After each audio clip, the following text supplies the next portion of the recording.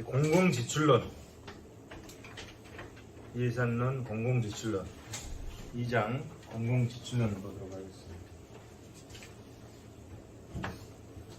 공공지출론, 공공지출이 뭔지 봅시다. 재정지출, 이거는 이제 공공지출론이라고 그러잖아요. 공공지출, 정부지출, 재정지출, 공공지출,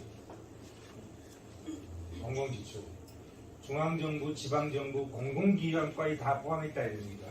정부지출 그러면은 중앙정부와 지방정부만 얘기하겠죠. 정부지출.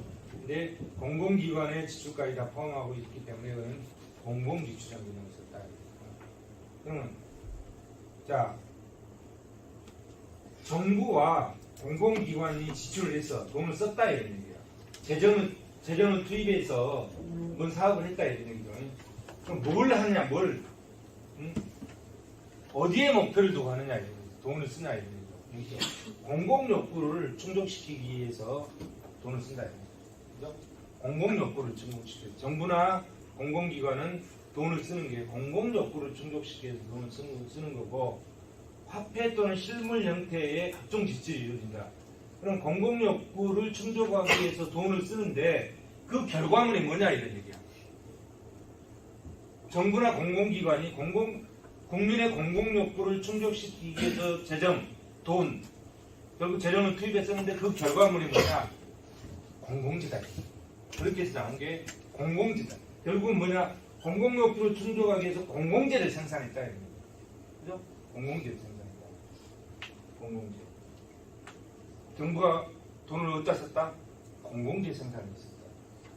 공공재는 뭐야? 우리 모두의 공공욕구를 충족시키기 위한 재화나 용역이다. 공공재. 학문적 개념이잖아요. 학문적 개념. 근데 실정법에는 공공재라는 개념 전혀 없어요. 국토계획법에 보면 도시 기반 시설을, 국토를 개발하고 효율적으로 이용하기 위해서는 어떻게 해야 된다 해가지고 제2조의 도시 기반 시설에서 도시를 건설할 때는 이러한 시설은 반드시 설치해야 됩니다. 이러한 시설. 그게 7가지 도시 기반 시설이 쭉 나와 있어요. 7가지 도시 기반. 국토계획법에. 그런 것들이 다 뭐다? 공공재다. 그건 실정법상의 용어들이죠. 이거는 뭐죠? 공공재는 학문적 용어죠. 실정법에 공공재라는 용어를 쓰는 게 한 번도 없다. 이런 것들이 다 공공재다. 공공지출의 의의, 공공지출. 중앙정부, 지방정부 및 기타 공공 부분이 그래서 공공지출을 썼다. 공공의 욕구를 충족시키기 위해서 집행하는 화폐 또는 실물 형태의 각종 지출을 말한다. 공공지출이라고 합니다. 근데 그 공공지출은 뭐를 위해서? 공공재를 생산하기 위해서 지출합니다. 공공지출을 비용 측면에서 파악했을 때 그거를 공공경비라고 합니다. 요즘 이제 공공경비라는 용어는 거의 안 쓰는 것 같아요. 공공경비, 경비론. 옛날에는 이제, 지금은 재정지출론 이렇게 분류했잖아요. 옛날에 뭐라고 그랬냐? 공공경비론, 이렇게 이 파트를 공공경비론 이렇게 분류하기로 했었잖아요. 공공경비, 공공부문이 직무를 수행하는 데 필요한 비용, 화폐 단위로 표시한 것이다. 공공재, 공공지출의 결과로 만들어져 국민에게 제공되는 소비의 대상 물건이다. 공공재. 공공지출, 넓은 의미의 공공부분의 지출이다. 중앙정부, 지방정부, 기타 공공부. 정부지출은 좁은 의미의 공공부문, 중앙정부와 지방정부의 한정에서 지출한 것을 정부지출이라고 합니다. 공공지출의 구조. 민간부분, 앞부분에서 한번 봤죠. 민간부분, 공공부분. 공공부분은 공공기관과 정부로 나눠지고, 정부는 중앙정부와 지방정부로 나눠집니다. 중앙정부는 이전 지출과 비이전 지출로 나눠지고, 비이전 지출은 정부 투자, 정부 소비, 이렇게 구조가 된다.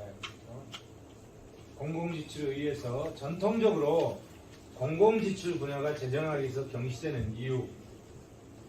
재정학 그러면 주로 조세만 얘기하잖아요. 재정 수입 쪽에. 왜 그러냐. 그 이유를 보죠. 첫째, 재정학의 역사에서 그 근원을 볼 수 있다. 공공지출은 공공부문의 직무수행을 뒷받침하는 지출을 의미한다. 전통적인 재정학은 국가 및 지방정부의 수입에 관한 항목으로 간주하는 경향이 있다. 그죠? 전통적인 재정학은 수입 쪽에 치중했다 이런 얘기지. 수입 쪽에 지출보다는 수입 쪽에 치중했다. 둘째, 작은 정부를 지향하는 사회적 분위기가 확산됐다. 그래서 작은 정부를 지향하면은 공공 지출이 더 적어야 되잖아요. 지출이 가급적 적은 거죠. 왜? 국방, 치안, 행정, 사회 간접 자본, 아담 스미스에게는 이 네 가지만 지출하자고 그랬잖아요. 고전학파 시대에 아담 스미스는. 그리고 나머지는 다 시장에다 맡겨버려라 이런 얘기잖아요. 그러다 보니까 재정 지출이 좀 등한시된 거죠. 재정의 역할이 그 필수적인 네 가지 이외에는 그게 이제 작은 정부잖아요. 그러다 보니까 공공 지출을 축소시키는 결과를 낳았다. 그래서 지출 파트보다 수입 파트, 재정학이 수입 파트에 치중하고 있었다 이런 얘기예요. 근데 지금은 이제 틀리죠. 지금은 지출이 굉장히 중요해졌죠. 중요해졌다. 정부의 경제 활동은 작을수록 바람직하다는 작은 정부론이 강조되면서 지출 파트가 등한시됐다. 공공 지출을 줄이기 위한 다양한 대책이 수립되고 요구되어 있었다. 그러다 보니까 지출 부분이 좀 등한시된 경향이 있었다. 그에 비해서 재정학 그러면 수입 부분에 대해서 치중해서 이론이 있었다. 지금은 지출 부분도 중요시한다. 수문경비. 국가가 당연히 부담해야 되는 비용이지만 여러 가지 면목으로 은폐돼서 결과적으로 그 부담이 국민에게 뒷착되는 공공경비를 수문경비라고 합니다. 징병제도. 요즘은 그래도 월급 많이 주나 봐요.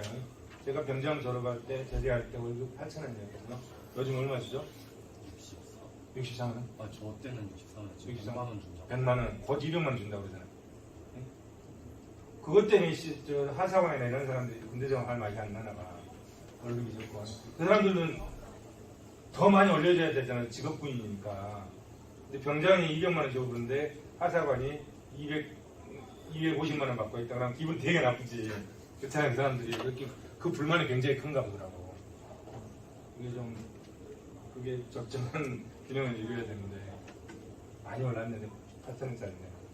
60만 원짜리거든요. 자, 금액이 나오겠다. 1년이면 60만 원, 1년이면 720만 원이네. 큰 돈이잖아요. 한 달에 60만 원이니까. 징병제도, 그런 게 수문경비라는 거예요. 국가에서 공짜로 써먹은 거지.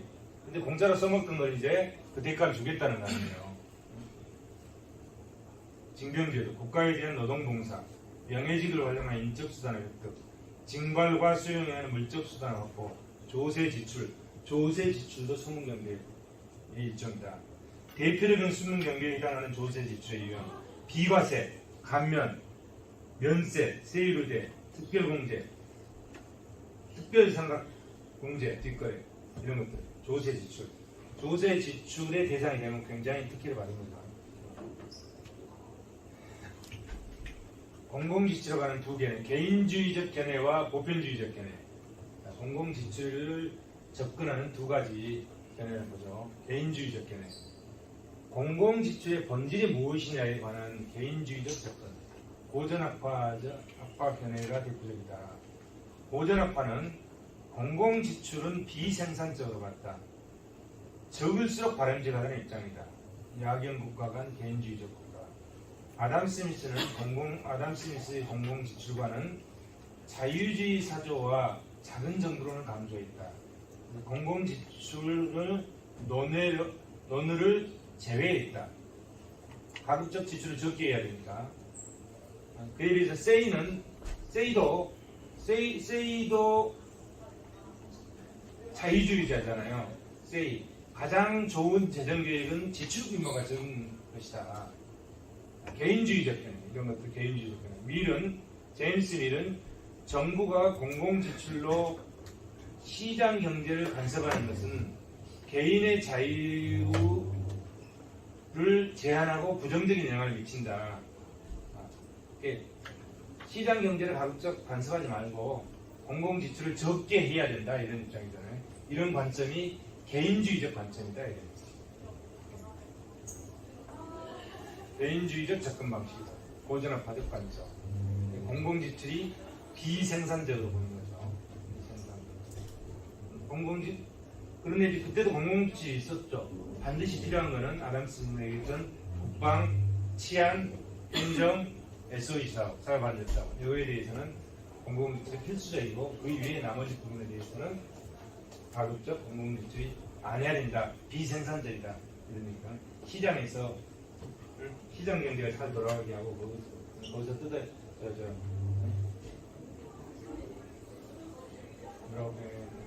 시장 경제 쪽에 집중해서 해야 된다. 그에 비해서 이제 보편주의적 견해는 공공지출이 생산적이라고 보는 거죠. 반대잖아요. 개인주의적 견해는 비생산적으로 보험에 비해서 보편주의적 견해는 공공지출이 생산적이라고 보는 거죠. 공공지출의 본질이 무엇이냐에 관한 보편주의적 견해가 독일 중심으로 전개됐다. 국가에 의한 공공지출은 그 본질이 생산적이다. 자, 고전학파는 비생산적이다. 공공지출의 본질이 비생산적이다. 이렇게 본 거에 비해서 이쪽은 생산적으로 본다. 누가 대표적인 학자들이 독일의 빈체, 바그너, 독일의 정통파 재정학자들이죠. 공공지출은 국가의 빠른 성장을 가져오고 민간 기업의 생산 기반을 강화시키고 소득 증대를 촉진시킬 수 있다. 공공지출이 독일의 정통파 재정학자 케인즈에 의해 영향을 미치고 거시경제학을 출연하겠다. 다양한 경제정책의 필요성과 유효성을 뒷받침하는 이론적 도대이다. 경기 불안정을 교제하고 그래서 두 가지 공공지출이 비생산적으로 보는 견해하고 또는 개인주의적 견해고 공공지출이 생산적으로 보는 견해는 합리주의적 견해이다. 현대는 어쩌나 현대적 견해 20세기 초에 달통과 골드사이드에 의해서 정립된 공공지출론 그것의 중요성이 새롭게 부각되고 이후에 이러한 경향이 보편화되었다. 더욱 진전돼서 공공지출의 경제적 작용을 분석하는 시도로 발전했다. 공공지출의 필요성과 생산성에 대한 인식이 확산됐다. 공공지출의 유형을 세분화하고 그 영향을 연구하는 활동이 활발했다.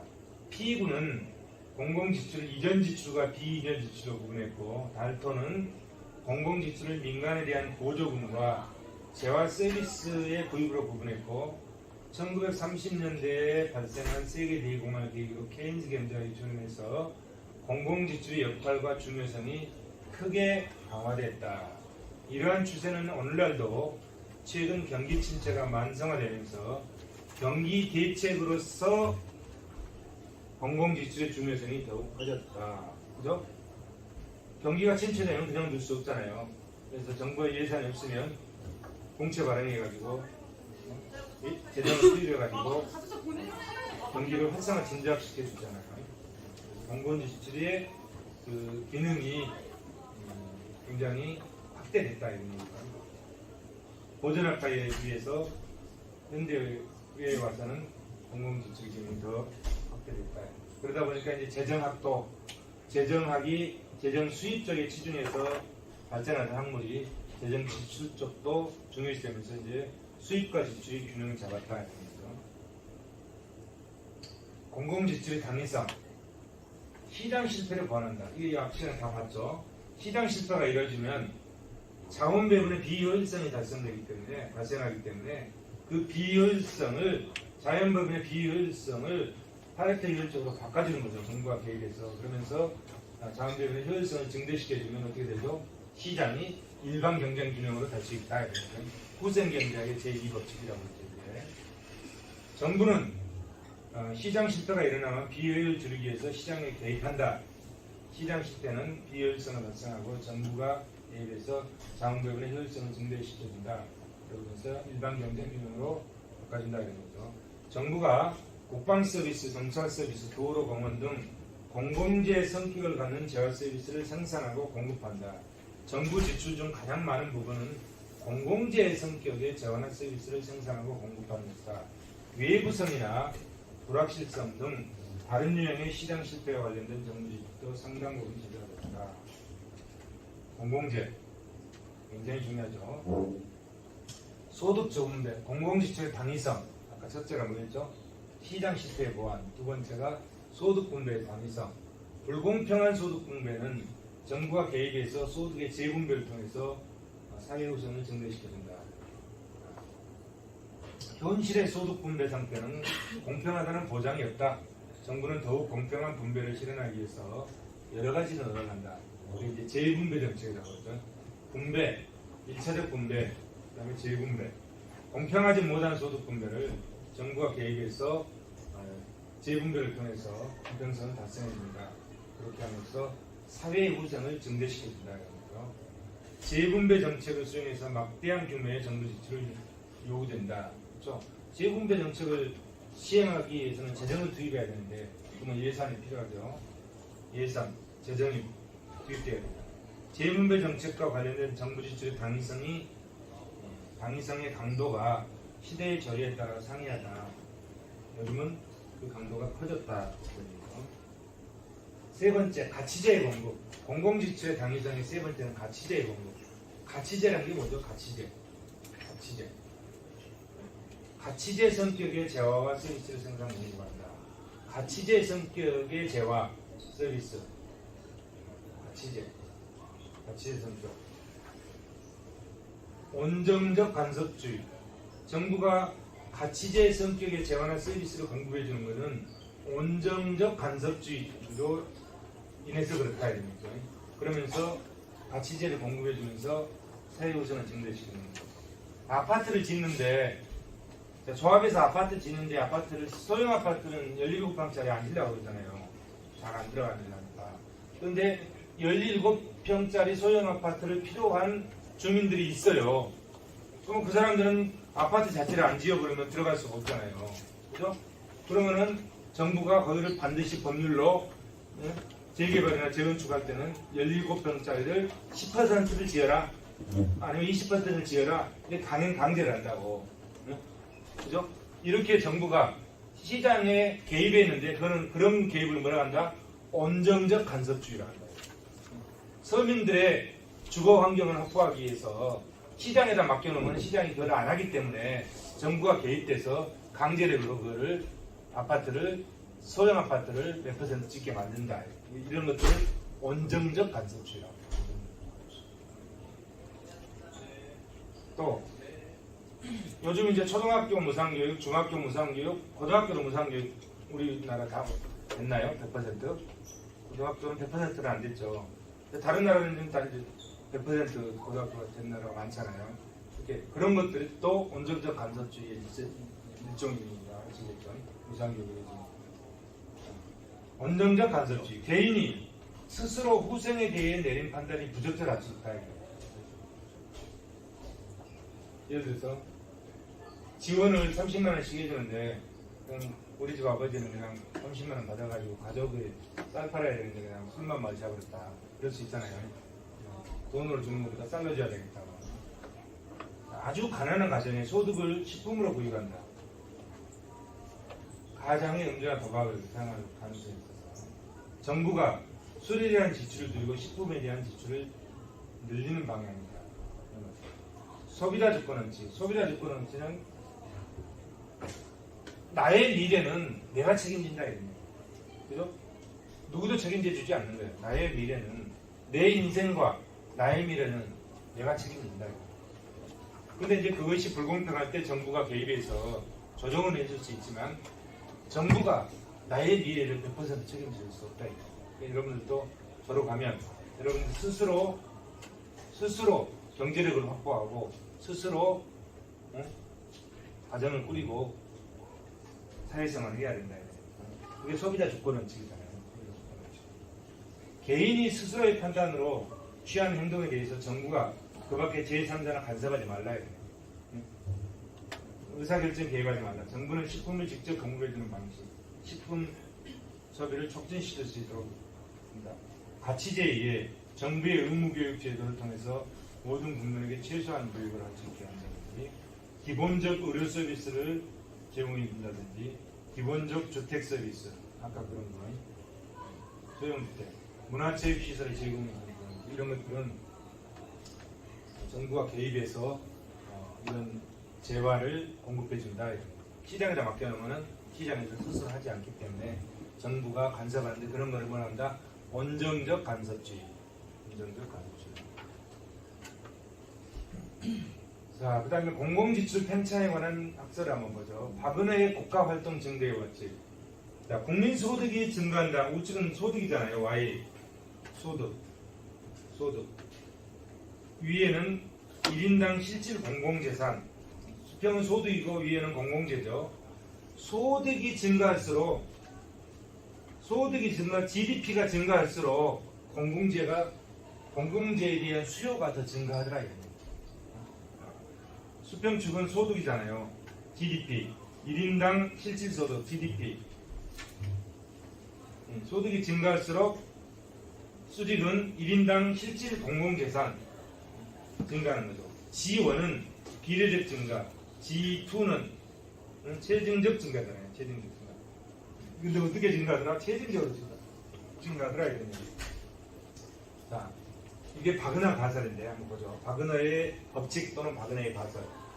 박은하의 법칙 또는 국가활동 증대의 법칙. 1인당 국내 총 생산이 증가하면, GDP가 증가하면 공공재 수요도 증가한다. 국민 경제 내의 공공분의 상대적 크기도 증가한다. 공공재 수요가 증가하면 정부 지출이 증가하는 거죠. 이게 자 1인당 GDP가 증가하면 공공재 수요도 증가하고 공공재도 증가하고 이렇게 하죠. 그러면 뭐요? 공공재 수요가 증가하고 공공재가 증가한다는 건 뭐예요? 정부의 예산 규모가 훨씬 커진다는 얘기잖아요. 정부 예산이 커진다는 얘기. 공업화 진정 국가는 국가활동 규모가 증가하고 공공 부분의 비중이 증가한다.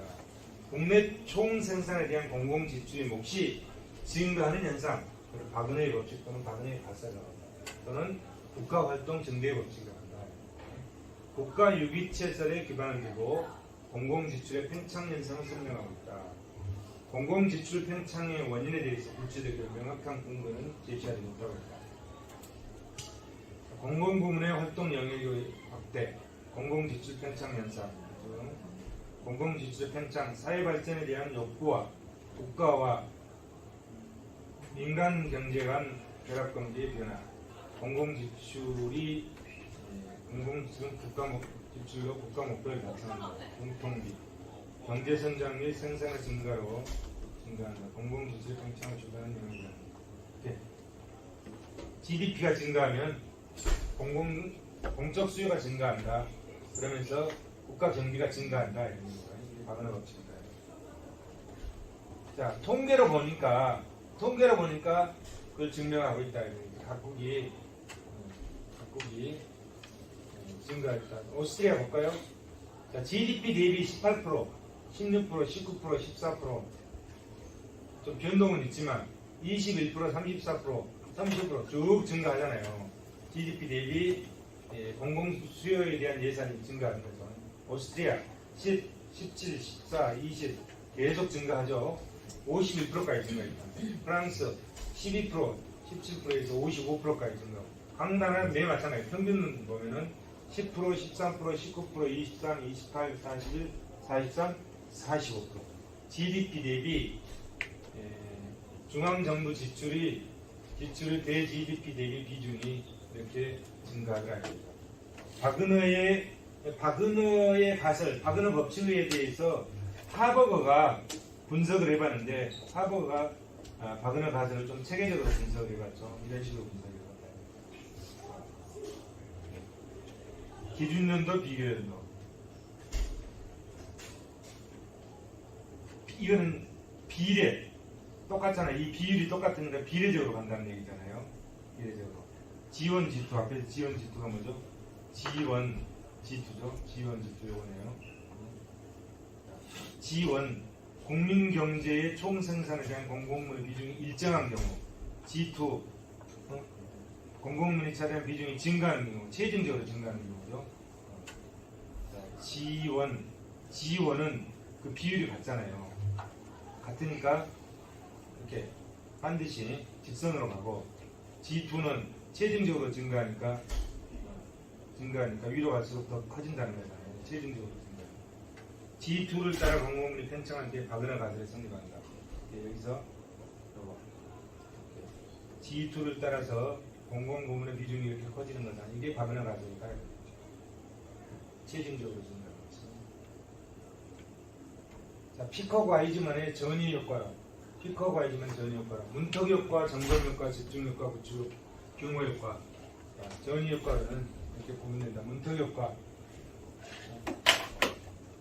초기겠죠. 이제 문턱 넘어가네. 긴급 사태가 발생했다. 높은 조세 부담을 요구하는. 이럴 때는 국민 저항이 줄어든다. 그 다음에 점검 효과. 사회 객번, 사태 수습을 점검하고 전위, 공공 지출이 지속된다. 집중 효과, 경제 발전, 국가 활동량이 확대되고 집중적인 재정 운영이 이루어진다. 규모 효과, 공공 사업의 규모가 확장되고 규모 경제, 공공 지출 팽창 현상이 나타난다. 피컷과 Y지만의 전위 효과다.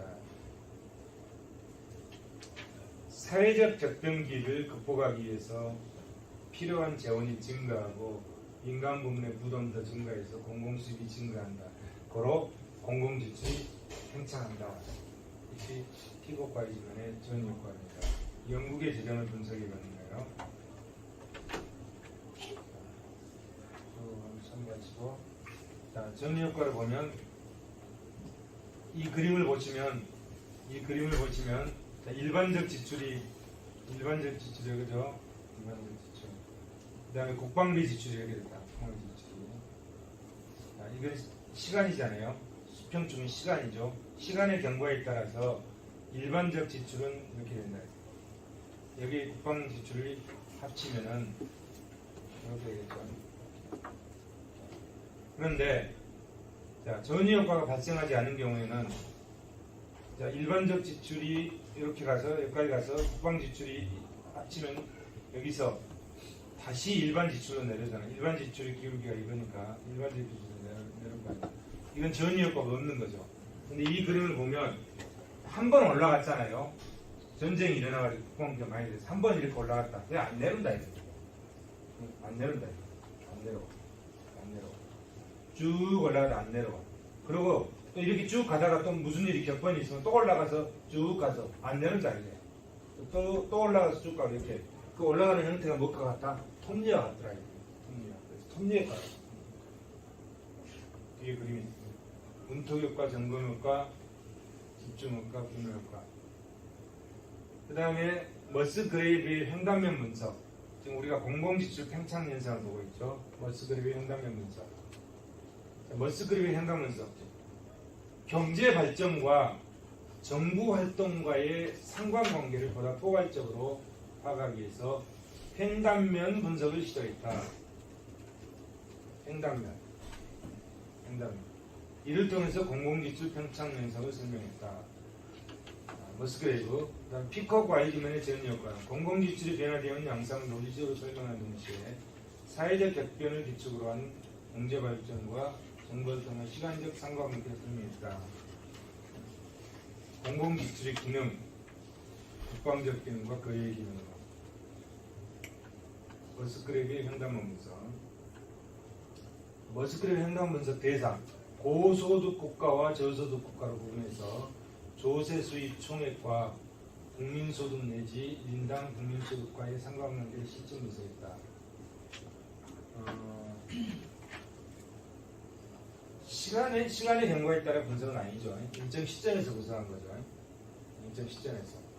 시간의 경과를 배제했다. 시간의 경과를 분석하는 것은 몇 년, 한 10년치, 15년, 20년치를 놓고 이렇게 그 시간의 경과에 따라서 어떤 변화가 이루어지는 거예요. 이게 시계의 분석을 하는 거잖아요. 시계의 분석이고, 이 머스그레이브의 현단면 분석은 시계의 분석을 한 게 아니라 일정 시점에 현단면 분석했다. 이런 얘기죠.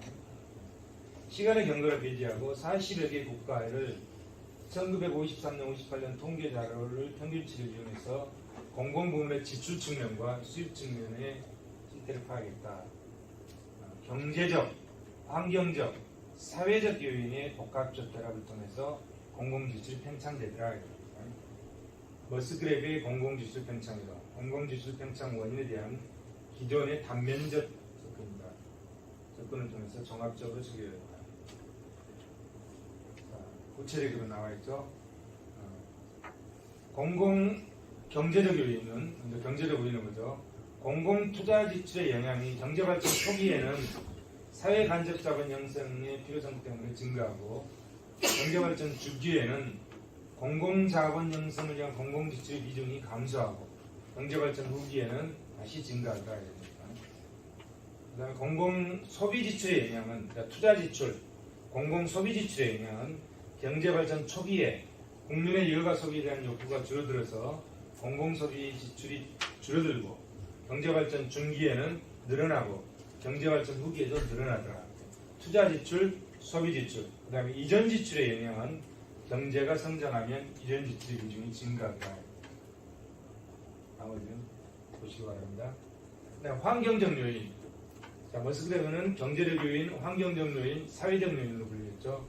환경적 요인은 그 사회의 인구 변화와 기술 변화, 인구 변화와 기술 변화가 공공지출의 항력을 다변화하도록 작용한다. 그 결과 공공지출이 확대하는 영향이 있다. 환경적 요인으로 인해서도 공공지출이 확대되더라 이거죠. 사회적 요인도 어떤 것들 문화적, 사회적 가치관의 변화, 정치적 구조의 변화, 기타 사회적 격변을 통해서 공공지출이 팽창하더라. 그래서 경제적 요인, 환경적 요인, 사회적 요인을 통해서 공공지출 팽창 현상을 증명했죠. 누가? 머스크레이즈가. 그 다음에 보몰의 비용병 이론.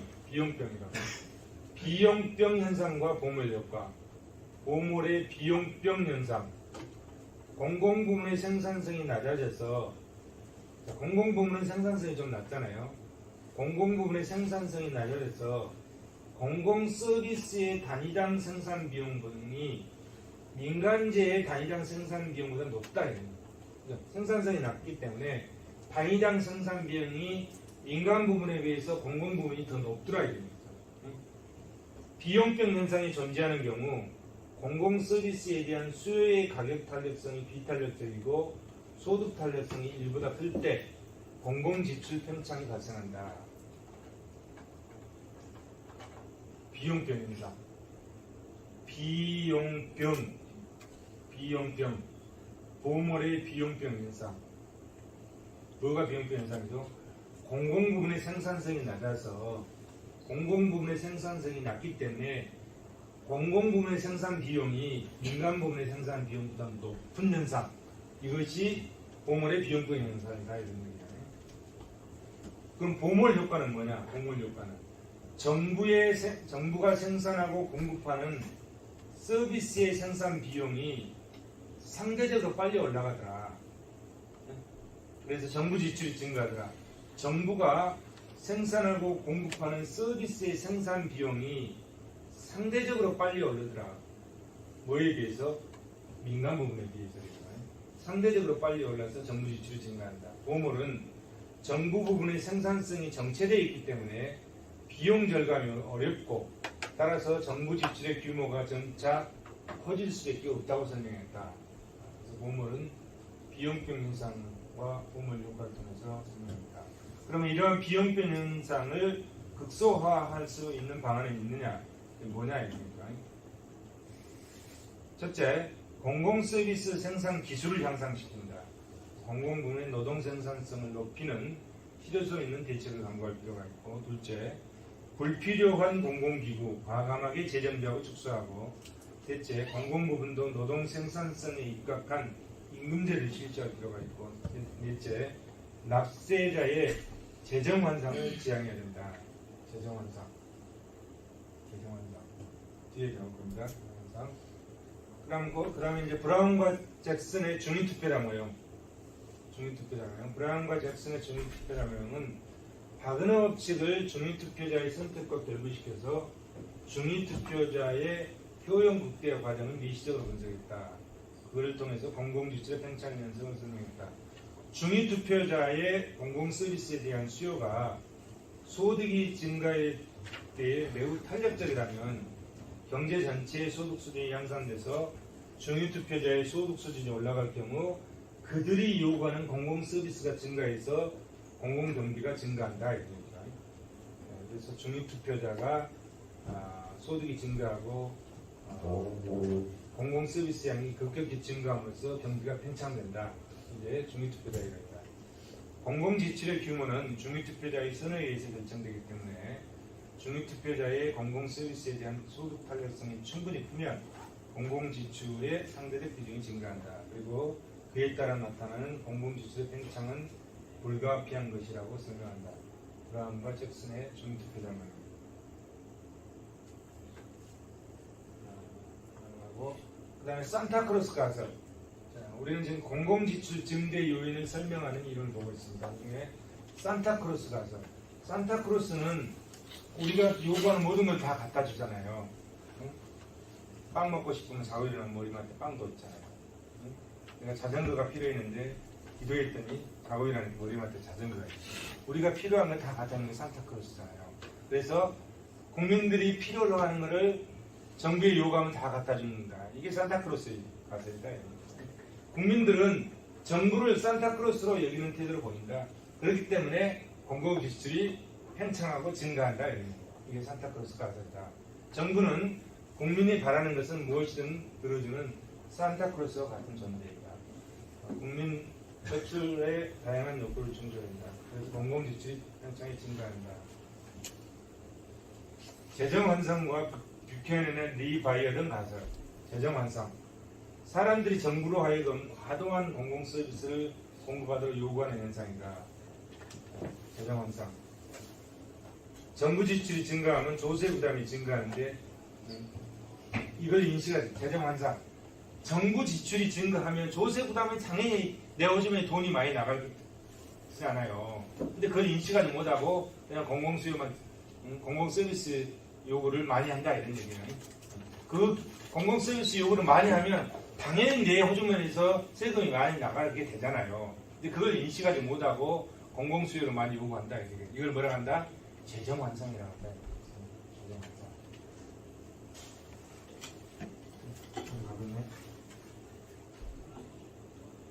재정환상. 재정환상부터 이해되시죠? 재정이 운영되는 원리에 대해서 일종의 환상과 같은 것을 갖고 있다는 것이다. 간접세, 누진세 구조의 인플레이션. 자, 뷰캐넌은 오늘날 대의제 민주주의 체제가 드러내는 공공 부분의 과도한 팽창을 유발하는 속성이 있다. 공공 부분의 과도한 팽창을 유발하는 속성이 있다. 대의제 민주주의 체제가 드러내는 리바이어던 가설로 설명한다. 이걸 리바이어던 가설로 설명한다. 현대판 리바이어던 등등을 정했다. 공공 부분은 상상 속의 거대한 괴물인 리바이어던과 같다. 끊임없이 성장한다. 그 외형을 지탱하기 위해서 지속적으로 공공지출이 증가한다. 상상 속의 괴물이 계속 커가잖아요. 공공지출도 상상 속의 괴물이 커가는 것처럼 공공지출 규모가 계속 증대하면서 경비 팽창이 이루어지더라. 이렇게 설명하는 거죠. 뷰캐넌의 리바이어던 가설. 팀의 공공지출 증대 요인. 팀은 공공지출의 팽창 원인을 시간적 지연과 제도적 지연으로 지적했다. 시간적 지연은 공공서비스의 공급에 준비 시간이 필요하다. 그래서 필연적으로 시간적 지체가 발생하고 공공 부분의 욕구를 충족하기 위해서는 공공 공급 시점에 공급 지출이 급격히 팽창한다. 시간적 지연. 그 다음에 제도적 지연. 공업화가 진전되고 경제발전과 인력 공수들이 증가하면 소득 분배의 불공평이 심화되고 재분배 정책을 실시한다. 재분배 정책이 필요하고 제도 요구에 상당한 희일이 요구된다. 제도 구비 시점 공공지출이 급격히 팽창된다. 슈멜더스의 공공지출 증대 요인. 슈멜더스는 기술의 혁신, 인구 증가, 전쟁, 현대 복지국가의 목표, 전유효과, 파킨슨적 지출,